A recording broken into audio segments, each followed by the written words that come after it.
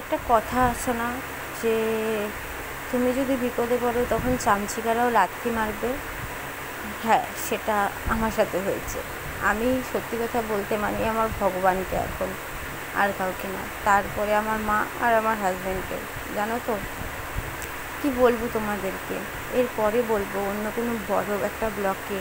কিন্তু মানে মা যদি না থাকে, মা আর তোমার হাজব্যান্ড যদি না থাকে না, তাহলে পরে পৃথিবীটা হয়তো কেউই নেই, জানো।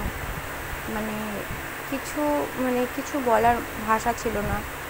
ঘুমিয়ে পড়েছিলাম একটু, তারপরে না ঘুম থেকে উঠে চা খেলাম মুড়ি দিয়ে, খেয়ে কথা বলছিলাম তোমার দাদার সাথে যে কালকে তো ডক্টর দেখাতে যাবো, সোনোগ্রাফি করবে, না দেখেই যেতে হবে, না খেয়ে যেতে হবে। তারপরে কি শুয়ে আছি।